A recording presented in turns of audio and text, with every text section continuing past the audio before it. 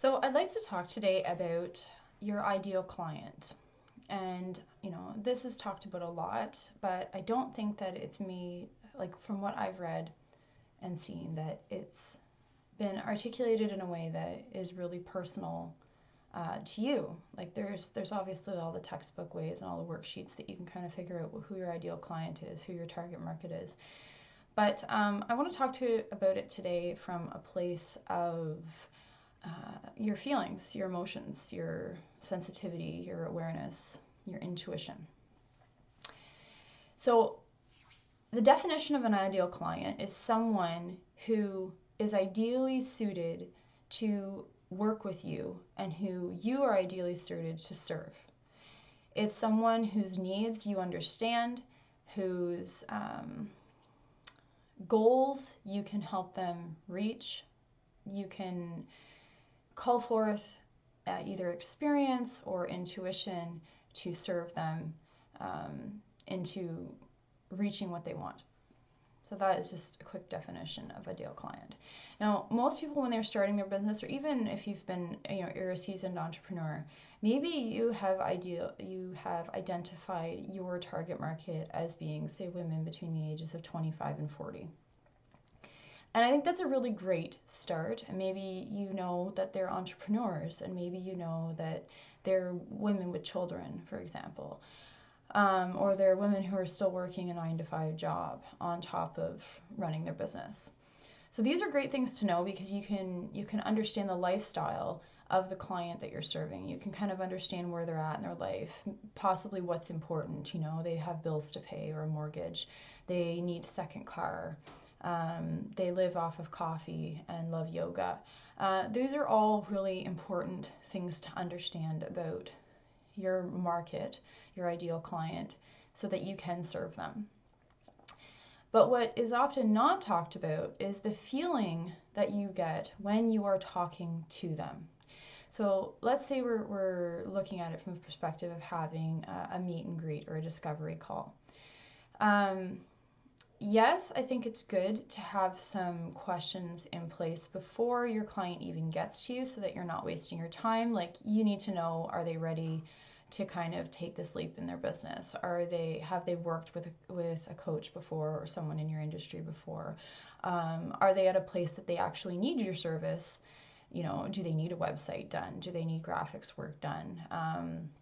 That kind of thing. Are they a high needs client? Are they someone that you're going to have to spend a lot of time working with? These are very valuable insights to have. But from a place of intuition and a place of feeling, when you connect with your ideal client, that person feels like they could be your best friend. They could be you. They are someone that you innately understand, that you feel uplifted talking to. They are not someone who's draining. They are not someone who's a lot of work. They are not someone who creates stress for you. Often when people are starting to get into their businesses and are starting to build their client base, or even if they've been doing it for a while, they feel like they have to accept everyone within their target market. So every woman who's 25 to 40 with kids, a coffee addiction, and has a 9-to-5 on the side. They believe that in general is their ideal client. But the problem with that is that you're not taking into account the person themselves. You're not taking into account, how they operate. You're not taking into account, maybe what's in their heart, what's in, what is driving them, where they fit on a spectrum. And that spectrum can be quite large. And what you should be really targeting is a very minor portion of that spectrum. And you can do it in multiple ways. One, you can really narrow down what you're offering. You can, say, I'm only doing these 3 things. I'm only working with this kind of person. And, you have to have a business, or you have to have money to purchase this all up front. I don't do payment plans, or whatever it is. That is great. But what happens when you sit down and you meet with that person? And they need your services. They need what you have to offer. But there's that feeling inside of you that goes, I don't know. I don't know about this person. you know? And a lot of people think, well, it's an upper limit issue, right? Like this person just happens to have needs that I'm not as comfortable with, or person is going to require a little bit more finesse or a little bit more work on my part, or I'm going to have to just be really consistent and really clear in working with them. The question that then arises is, why do you feel like you have to work with someone like that? Why do you feel like you have to accept them, even if they want to work with you, even if they fit your ideal market, your ideal client profile? And is there some resistance there in saying no? So saying no to the money, saying no to the client, saying I'm probably not the best person to serve you. When you do not feel connected to your client, when you are just looking at it from a place of profit or from a place of just the technical aspect, like, yes, I can do A, B, and C, that's what they need, you are missing an essential piece of the puzzle. You are likely walking into a relationship where you're going to be drained, where you're going to be frustrated, where you're going to be burnt out, where you're going to not enjoy your work, and your client is going to suffer too, because they are not having someone who's ideally suited to them. Even if you're qualified, even if you're capable, even if you are the best people person in the world, you are not totally serving your client because you're not being clear that you shouldn't be working with them at all. And, I hear lots of fears around really narrowing down your niche because you're concerned that you're going to miss out on clients, you're going to miss out on business. What is even scarier is only taking clients that you feel connected with. And I know that you have likely had this experience where you've been talking to someone and you're like, wow, that person is amazing. I would love to work with them. So whether you've actually worked with someone like that or you've just interacted with someone and you've had that thought, you know the feeling that I'm talking about. That is your gut instinct. That is your intuition talking to you.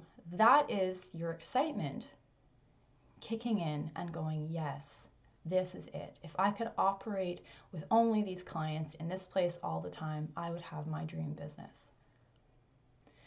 So from a place of creating what you want, from a place of clearing your mindset so that you're no longer operating from a place of struggle, so that you're no longer limiting yourself in the reality that you want to create, who is that person? Identifying who that person is helps you understand yourself in a very unique, deep, and personal way. You know right from that experience who you want to work with. You know why you want to work with them. You want to work with people who are uplifting. You want to work with people who you have that chemistry with. And when you are not working with those people, you start to feel anxiety, you feel depression kick in, you feel unmotivated, you question what you're doing, and you don't do your best work. You're not working in your zone of genius. You're not fulfilling your purpose, which is to be fully you, when you're working with people who are not your true ideal client. I mean, a real ideal client, someone who has that connection, that chemistry with you.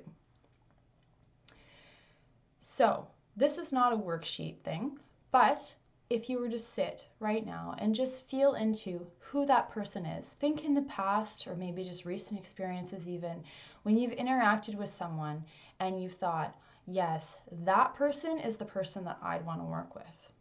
Feel into what that chemistry feels like. Feel into how your energy shifts when you think of them. Look at, not just from a tactical place of they have this and this and this in their life, or they're at this stage, but who are they as a person? How do they live their life? Are they passionate? Are they the type of people that go for their dreams? Are they vulnerable and raw? Are they transparent? Are they uplifting to be around? Do they manage their mindset and their energy state? Are those the reasons why you want to work with them? Do they reflect parts of you, either a place you want to be in your life or places that you have been that were enlightening for you? Or are they at where you're at now? And that's why you feel like you can really connect. When you feel into this, then from that place, you then decide who you want to work with. This is not just in your copy. This is in your energy. This is the energy that you're emitting. And if you think that that stuff is bogus or juju, I want to tell you, have you ever experienced, getting on the phone with a telemarketer, receiving that call? What is your first instinct to do?